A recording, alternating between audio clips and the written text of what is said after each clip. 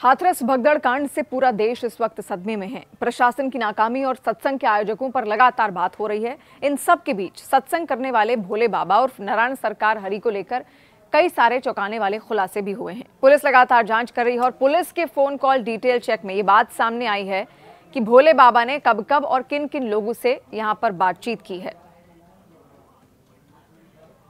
सूत्रों का कहना है कि भोले बाबा घटनास्थल से दोपहर बाद 1:40 पर निकले थे और इसके बाद सत्संग के आयोजकों और अन्य लोगों से उनकी लगातार मोबाइल फोन के जरिए बातचीत हो रही थी। बाबा के फोन का लोकेशन दोपहर 3 बजे से शाम के 4:45 तक मैनपुर के आश्रम में ही मिला है और इस दौरान उन्होंने 3 नंबरों पर बात की है। जानकारी के अनुसार भोले बाबा 1:40 पर घटनास्थल से निकल गए थे। पुलिस ने सत्संग करने वाले बाबा के मोबाइल फोन का कॉल डिटेल चेक किया है, जिसमें कई बातें सामने आई और सूत्रों का यह भी कहना है कि बाबा को 2:48 पर सत्संग के आयोजक देव प्रकाश मधुकर का फोन कॉल आया था। इसमें संभवतः उसको भगदड़ की घटना की जानकारी दी गई। भोले बाबा ने मधुकर से फोन पर 2 मिनट 17 सेकंड तक बात की थी और आपको बता दें कि इस हादसे में 121 लोगों की जान चली गई। मुख्यमंत्री योगी आदित्यनाथ ने खुद घटनास्थल का दौरा भी किया है और मैनपुरी आश्रम का कनेक्शन भी निकलकर सामने आया, जहां पर सूत्रों का यह दावा है कि बाबा के फोन का लोकेशन दोपहर बाद 3 बजे से 4:35 तक मैनपुरी के आश्रम में मिला। इस दौरान बाबा ने 3 नंबरों पर बात की। पहला नंबर था महेश चंद्र नाम के एक शख्स का, जिससे 3 मिनट की बात हुई है। दूसरा नंबर था किसी संजू यादव का।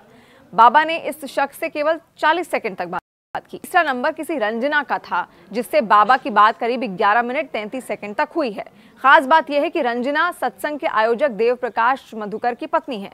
संभवतः बाबा ने देव प्रकाश से ही बातचीत की थी। अन्य 2 नंबर भी आयोजक समिति के ही हैं और इनमें से महेश चंद्र बाबू का खास बताया जाता है।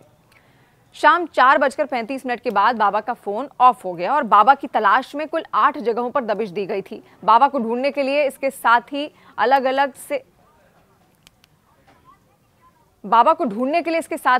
से 40 पुलिसकर्मियों की टीम भी गठित की गई है। बाबा के हरियाणा या फिर दिल्ली भागने की गुंजाइश के चलते टोल प्लाजा से भी फुटेज खंगाली जा रही है। और आपको बता दें कि भोले बाबा खुद जाटव समुदाय से आते हैं और उसके अनुयायी यूपी, राजस्थान और मध्य प्रदेश में भी हैं। बताया यह भी जाता है कि SC, ST और OBC वर्ग में भी भोले बाबा की गहरी पैठ है और जहां पर हाथरस में ये आयोजन हुआ था, वहां पर जो परमिटेड संख्या थी लोगों के आने की केवल 80,000 थी, लेकिन 2.5 लाख से भी ज्यादा लोग वहां पर पहुंच गए थे, जिसकी वजह से पूरी भगदड़ अचानक से वहां पर मची। फिलहाल जांच लगातार की जा रही है, लेकिन बाबा अभी तक डायरेक्ट रूप से तो सामने नहीं आए हैं, उनका कोई रिएक्शन सामने नहीं आया, लेकिन उनके जो वकील हैं उनके जरिए उन्होंने अपना जो संदेश है वो जनता तक पहुंचाया है, अपने श्रद्धालुओं तक पहुंचाया है और कहा है कि जितने लोग मरे हैं उनके प्रति मेरी संवेदना है, उनके परिवारों के प्रति मेरी संवेदनाएं हैं। तो लगातार बाबा की जांच भी यहां पर की जा रही है, जिसके लिए अलग अलग टीम्स गठित की गई हैं और जहां जहां भी उनके आश्रम हैं वहां पर ये टीम्स पहुंची हैं।